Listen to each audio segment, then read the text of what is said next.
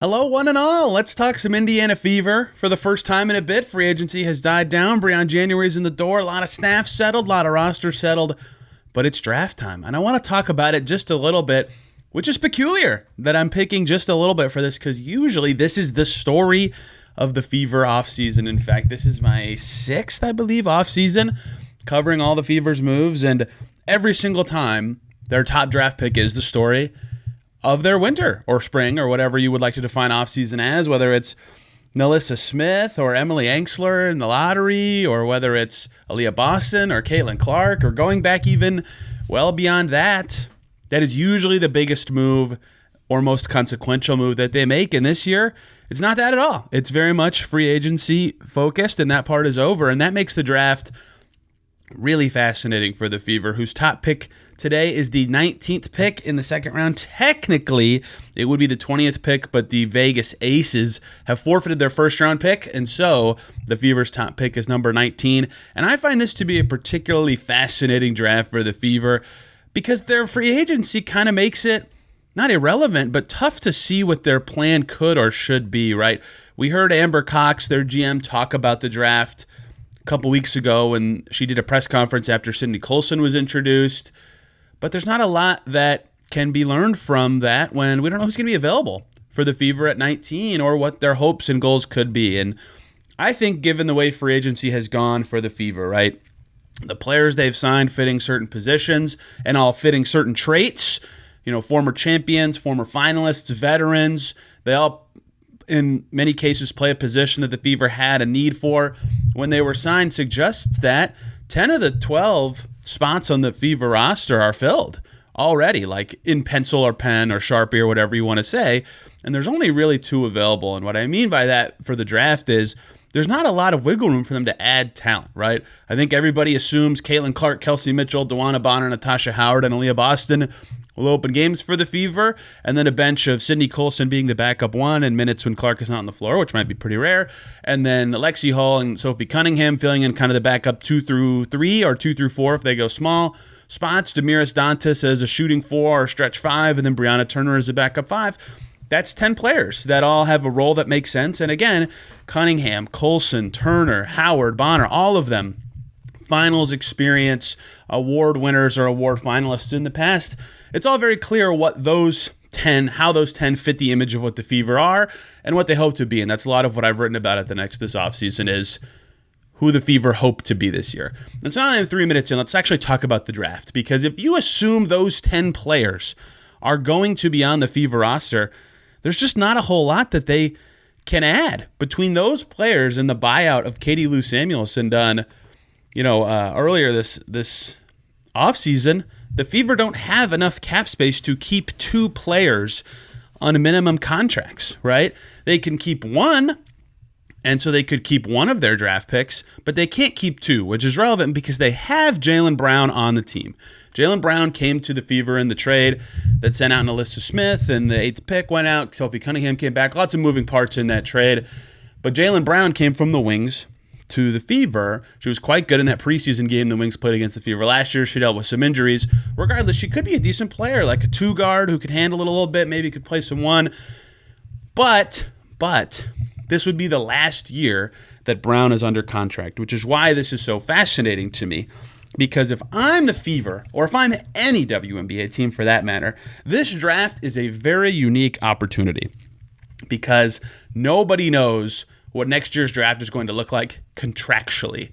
The CBA, the collective bargaining agreement in the WNBA, is going to end very likely at the end of the season, and now a new one will have to be negotiated by the Players Association and the league's owners and Kathy Engelbert, and who knows how that could change rookie scale contracts, but the expectation is player salaries will change dramatically, right? And if that is the case, you don't get a new contract just because a new CBA comes in. Caitlin Clark and Aaliyah Boston will still be on their rookie scale contracts when the new CBA starts. Their current deal will be the case, which is a great thing for the Fever. And anyone they draft in 2025 who is on a rookie scale deal would be on said contract in a new CBA reality. And so even if you think, and I probably think this, but I don't know who's going to be available, but even if you think the player or players the Fever end up picking are worse than Jaylen Brown as a player, and Jaylen Brown has proven to be good enough to be a WNBA level talent, anyone they pick would have an immense contract value as a potentially cheap contributor going forward. And for a Fever team that has so many free agents next year, Mitchell, Howard, Bonner, Dantas, Cunningham, Colson, Hull, and Turner, and Jaylen Brown, should she make it through the season, all being free agents next year means they'll have a lot of wiggle room to add talent. If they have cheap contracts more than that, it's easier for them to fill out their team and still be good. So, on one hand, I understand that the Fever get to their pick and go, we can't afford to keep this player. If we keep Jaylen Brown, no one the Fever pick can make the team on opening night, right? So on one hand, I would understand the Fever getting to their picks, 19 and 20 are consecutive, and then 33 in the third round, and thinking, let's pick someone who might not come to the league this year, right? If you go back to the 2024 WNBA draft, you'll see a lot of this happen from teams that were expensive or didn't have the roster spot situation to keep their players, right? Clark, Brink, Cardozo, Jackson, Sheldon, Edwards, right? All the players at the top, Angel Reese, all made their teams and had, a ton of value this year. But the Wings, their ninth pick, Carl Eat, didn't come over. A lot of other players, even other players in the first round. Pooch didn't come over for the Dream. I might have said that incorrectly. I apologize. Like a lot of 2 first-round picks did not come to the league this year. I believe the Dream's second-round pick did not come over this year. Right? That is one way the Fever could look at this. They could say, we have our roster now. We cannot afford to bring in another player this year. Let's get the best available overseas player and bring them over when we have space for them, can afford them, and we keep their draft rights. Nobody else can have them.